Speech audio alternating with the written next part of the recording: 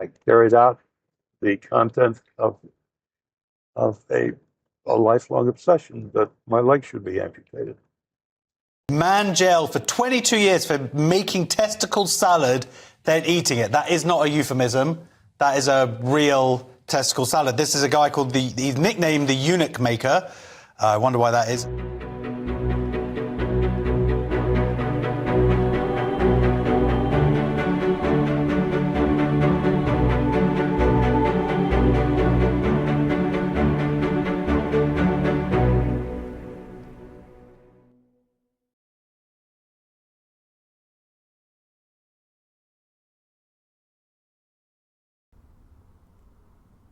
Out in the open, on a seemingly ordinary website, a man offered something that defied reason, services so extreme they came at a cost far greater than just money.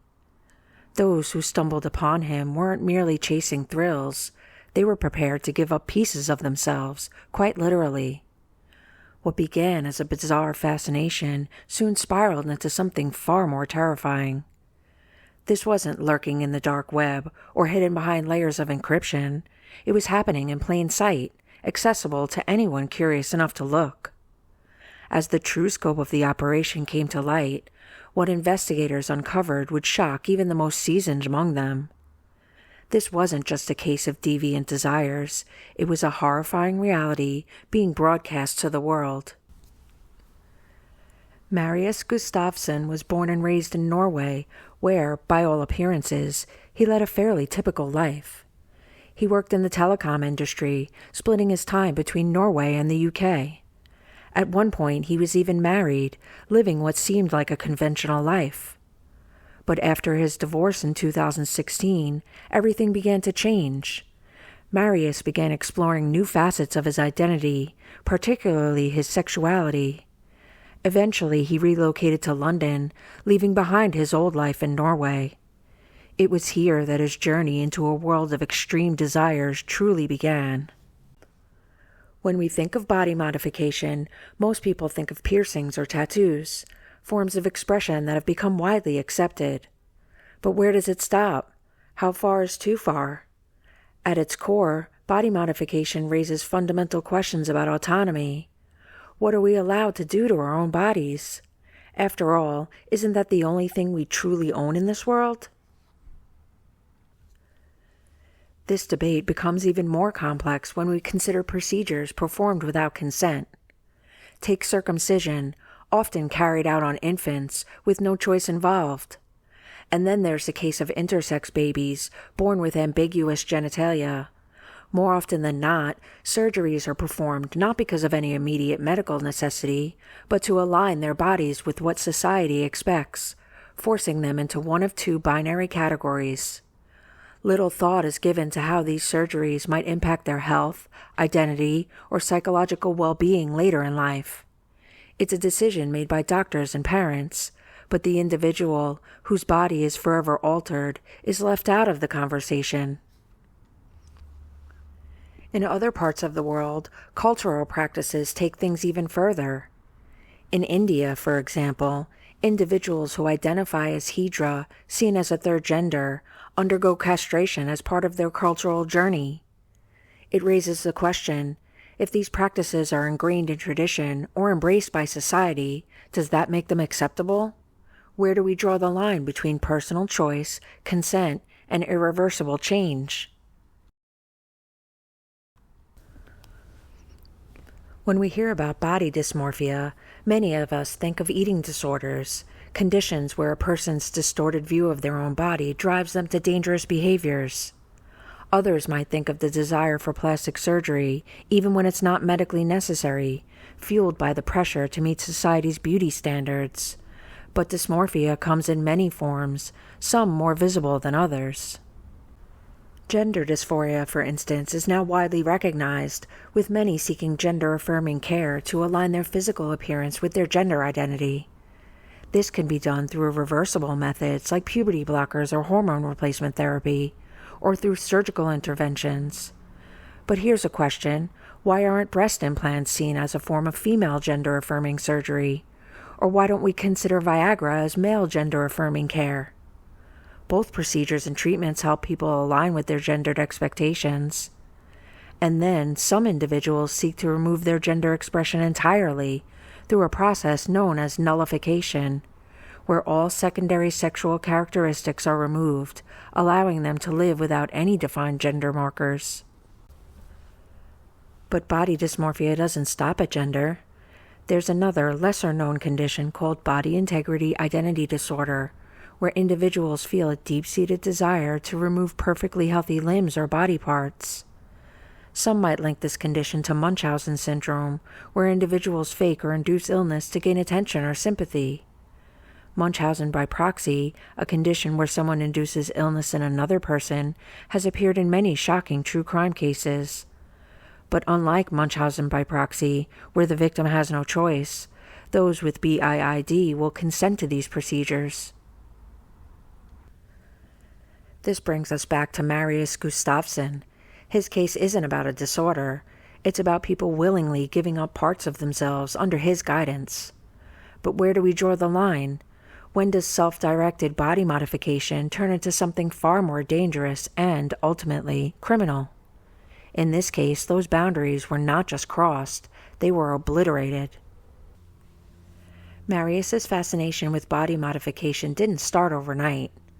According to him, the, quote, desire to be the architect of his own body took root during puberty, long before terms like body integrity dysphoria were widely understood. His inner conflict simmered beneath the surface, but it wasn't until the collapse of his marriage in 2016 that these desires took a drastic turn. Marius described how the procedures he underwent gave him a sense of control, what he called, quote, feelings of empowerment and greater acceptance of himself. It was no longer just about changing his appearance. It was about reclaiming ownership of a body that he had never fully felt was his. But what began as a personal journey of empowerment would spiral into something far more complex and dangerous. Marius didn't stop at transforming himself. He became a figure in the world of extreme body modification, offering his services to others who sought irreversible changes. And for many, the price of those changes would be much more than they bargained for. On February 18, 2017, Marius made a shocking phone call to emergency services stating, "I tried to do some surgery. It's a little bit more than a circumcision." But this wasn't a minor procedure, it was a castration. By the time he made that call, Marius claims to have already performed 26 similar operations. Of those, 18 were what he called the full ones, meaning the removal of both gonads and in some cases the phallus itself. These surgeries, known as a penectomy, the removal of the phallus, and an orchiectomy, the removal of one or both gonads, are irreversible procedures that, under normal circumstances, are performed by trained surgeons for medical or gender-affirming reasons. But in Marius's hands, they became something far more sinister. He presented himself as someone who was, quote, helping others, offering a way to modify their bodies in extreme ways.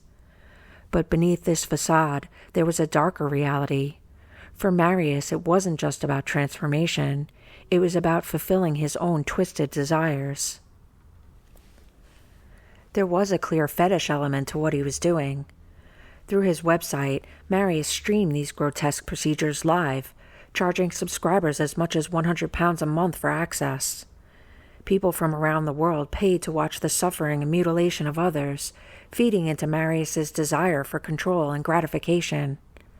Ironically, he didn't perform the procedure on himself. He paid an escort £500 to castrate him, using money earned from these live-streamed surgeries. What's perhaps most tragic is that he preyed on people who may have genuinely struggled with body dysmorphia, taking advantage of their vulnerabilities for his own gain. Under the guise of helping those who felt trapped in their bodies, Marius was profiting off pain, both physical and psychological. It wasn't just about body modification, it was about exploitation and personal gratification at the expense of others. One victim eventually came forward, making a report to the police that would set off a chilling investigation. After undergoing a procedure at the hands of Marius Gustavson, he had been branded with a red-hot iron, the letters EM, standing for Eunuch Maker, seared onto the back of his calf. Along with his testimony, the victim handed over a flash drive containing videos and WhatsApp messages between Marius and other conspirators, detailing the surgeries and the planning behind them. This digital evidence was the catalyst for the police to dig deeper into Marius's operation, and what they uncovered would paint a far more horrifying picture than anyone could have imagined. Marius was leading an underground network that thrived on mutilation and exploitation.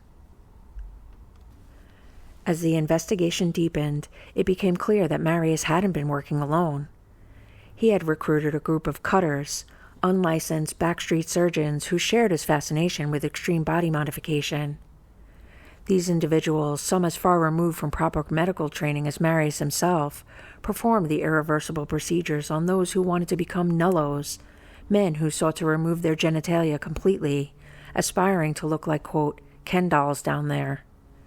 Using crude medical instruments designed for livestock, these cutters operated in unsafe environments, turning each procedure into a dangerous, unsanctioned surgery, all while broadcasting these acts to an online audience. His website offered pay-per-view access to live surgeries, where subscribers could watch the castrations unfold in real time. This wasn't a small, hidden operation. It was a thriving global business. Marius's website attracted over 22,000 users from around the world, paying to witness these acts of mutilation. Subscribers had the option to purchase individual videos or sign up for monthly subscriptions, giving them full access to Marius's growing archive of disturbing content. But the horror didn't end with the videos. Body parts, once removed, were even auctioned online, complete with a buy it now option, turning human mutilation into a grisly marketplace. Marius wasn't just performing and facilitating these extreme surgeries, he was collecting the results. Inside his home, they discovered body parts, genitalia preserved in alcohol stored in takeout containers in his freezer. He had kept his own organs since 2016, but it didn't stop there. Marius had saved the organs of other men who had undergone his procedures, treating them as trophies of his work. Photos found on Marius's phone showed just how far his perverse fascination had gone. In one particularly grotesque image, he had arranged the removed body parts alongside fresh ingredients, creating a platter, almost like a salad. There was evidence that he may have actually consumed his macabre meal. Despite many of the victims claiming they were willing participants, UK law has strict limits when it comes to consenting to bodily harm for the sake of gratification. The Domestic Abuse Act of 2021 says individuals cannot legally consent to serious injury, even if they voluntarily participate, which includes extreme body modification. This law has been reinforced in cases of domestic violence and sadomasochistic practices. It's been ruled that no one can consent to being harmed in ways that risk permanent disfigurement or disability. So while Marius's victims may have believed they were freely choosing to undergo these procedures, their consent could not legally be given. While Marius was the perpetrator of these horrific acts, he was also a victim of his own obsession. His own castration was performed by the escort he'd hired, but it didn't stop there. Marius enlisted others to mutilate his body further, including a man named Nathan, whom he persuaded to cut off one of his nipples. His fixation on extreme modification led him to push the limits of his own body, with each new procedure captured on video for his growing online audience. Perhaps the most disturbing instance of Marius's self-destructive behavior involved a young man named Jacob, who he'd been grooming since the age of 17. Over time, Marius guided Jacob deeper into a world of dysphoria and body obsession, eventually convincing him to assist with one of the most dangerous procedures yet. Together, they froze Marius's leg in an attempt to force its amputation. This brutal act was filmed and later posted on his website under a production company Marius had founded, Null Set Productions. As his operation grew, the videos became more polished and professional, suggesting that Marius saw himself not just as a participant in this world, but as a producer who catered to an audience hungry for ever more extreme content. Shockingly, Marius successfully orchestrated the amputation, even managing to collect disability payments for it. This was despite the fact that his website had generated an estimated £300,000 in revenue from the live-stream surgeries and subscription fees. Marius turned his own disfigurement into financial gain, using his disabled status to manipulate the system and collect benefits. The fact that he was profiting from both his website and government support made the situation even worse, scamming the system when, in reality, he had no financial need for it. This only added another layer of exploitation to his sickening operation, further pushing every boundary of morality and legality. In total, there were 13 known victims in the case, though their identities remain confidential due to the sensitive nature of the crimes. One victim was only 16 years old. Police arrested and charged 6 co-defendants, all of whom had been involved in Marius's network in various capacities. In addition to the 6 conspirators, 3 other individuals were specifically charged for the operations they performed on Marius himself. This included the escort Damien, who carried out his castration, Nathan, who amputated his nipple, and Jacob, who assisted in freezing Marius's leg, leading to its eventual amputation. These individuals faced various charges for their direct involvement in Marius's self-mutilation.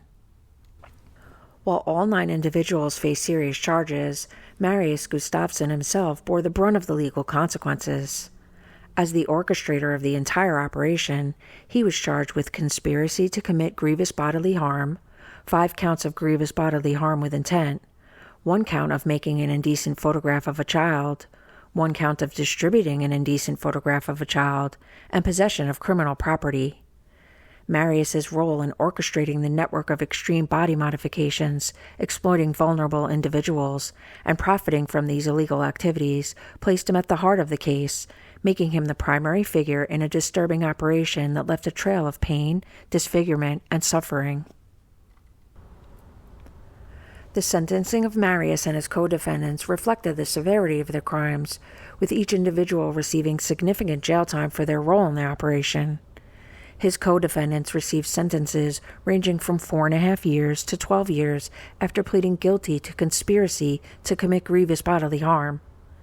Damien, who had performed the penectomy on Marius with a kitchen knife, was sentenced to 5 years in prison. Jacob, who assisted in freezing Marius's leg, was jailed for 3 years and 8 months. Nathan, who had removed one of Marius's nipples, received a 2-year suspended sentence, reflecting his lesser involvement in the physical harm caused. As for Marius Gustavson, he was sentenced to life in prison with a minimum term of 22 years. In the UK, this means that after serving 22 years, he can be considered for parole, though there's no guarantee of release. A whole life term, on the other hand, ensures that the person will die in prison with no possibility of parole. I talk about this in my video about Fred and Rose West, where Rose was handed a whole life order. If you want to learn more about their case, feel free to check out that video as well. This case highlights the disturbing reality of how vulnerable people can be exploited under the guise of transformation. Marius Gustavson's operation wasn't about helping, it was about manipulation, greed, and causing irreversible harm. His network of cutters preyed on people searching for change, using illegal and dangerous methods to turn suffering into profit. What do you think? How did such an extreme and illegal operation manage to stay hidden for so long, even as it was broadcast to thousands online? Let me know your thoughts in the comments. Stories like this remind us how easily trust can be weaponized, leading people down a path of destruction. In a world where darkness can thrive right in front of us, those seeking power will find ways to manipulate the vulnerable. Remember that every wrinkle tells a story, and in the wrinkles of crime, we find the truth. If you enjoyed this video, please give it a like and consider subscribing. I'd love to hear your opinions or suggestions in the comments. Thank you for watching, and stay tuned for our next video, and we'll explore another story hidden within the wrinkles in crime.